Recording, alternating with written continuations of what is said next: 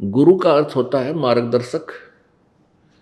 और किसी व्यक्ति ने अपने घर जाना है और किसी से वो मार्ग पूछ रहा है और उस नालायक ने उसको उसके अपने घर के विपरीत दिशा बता दी, उसके घर के विपरीत मार्ग बता दिया, उसने विश्वास किया यात्री ने उस नालायक की बातों पर और दूसरी दिशा पकड़ कर उधर को चल दिया,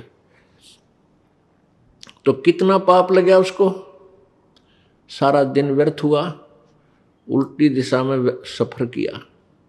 ऐसे ही ये जो मार्गदर्शक संत हैं, जो वेदों और गीता जी तथा सदग्रंथों से परिचित नहीं और संत बन बैठे, ये पिछले जन्म के पुण्यकर्मी प्राणी थे। ये जो संत पद पर हैं, गुरु पद पर हैं, ये कौन थे? ये भक्ति की चाह में घर से निकले, आत्म कल्याण के लिए घर से निकले। आगे इनको नकली संत मिल गए, वो नकली गुरु मिल गए। उन नकली गुरुओं में क्योंकि वो अच्छी आत्माएं थी, उन गुरुओं के साथ उनका एक नेक नाता भी बन गया और उनकी पिछले पुण्य कर्मों के कारण उनका स्वभाव भी अच्छा, उनकी लगन भी अच्छी देख करके किसी को तो उत्तराधिकारी बना दिया, किसी को प्रचारक बना दिया उस अज्ञान का। वो भोली आत्मा फिर आगे दुनिया को गुमराह करने लग गए, अपना कल्याण तब भूल गए, औरों का कल्याण में लग गए, जबकि स्वयं ज्ञान नहीं। और पूरी पृथ्वी पर अब यही व्यवस्था बनी हुई है, किसी भी संत के पास यथार्थ ज्ञान नहीं और सभी गुरु बने हुए हैं। गुरु का अर्थ होता है मार्गदर्शक, यथार्थ ज्ञान देने वाले। तो पुण्यात्माओं, वो महादोषी हैं और आप जी का जीवन बर्बाद हो रहा है। अब वहां जो 10, 15, 20 वर्ष से लगे हुए थे उन संतों, नकली संतों के पास, उनकी पुण्य कमाई जो थी वो समाप्त हुई। अब उनकी दुर्गति शुरू होगी।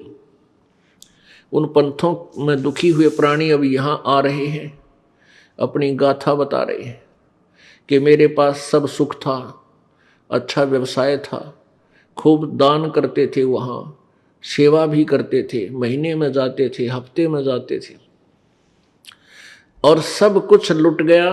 मानसिक परेशानी होगी, घर में भी कष्ट, भूत बोलने लग गए, और तेरा गजब है। अब पुण्यात्माओं, वो अच्छा समय उन नालायक संतों ने बर्बाद करवा दिया।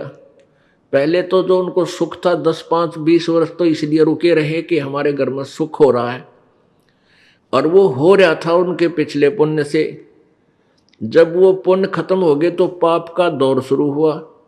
पाप का दौर शुरू हुआ तो उन संतों के पास समाधान नहीं कि वो प्रारब्ध में यानी किस्मत में आए संकट को वो निवारण कर दें। अब फिर वो उनकी थ्योरी, उनका सिद्धांत सुनकर के कर्म तो भोगना ही पड़ता है, इसलिए फिर कुछ दिन वहीं पड़े रहते हैं कि भी यूं कहते हैं कर्म का दंड तो भोगना ही पड़ता है, इसलिए कोई बात नहीं, ये भी भोगेंगे। तो पुण्यात्मा, इस काल भगवान ने अपने नकली संत भेज के, नकली संदेश वाहक दूत भेज करके पूरे रूप से पूर्ण मानव को अज्ञान से परिपूर्ण कर दिया और भक्ति से भगवान से कोसों दूर कर दिया।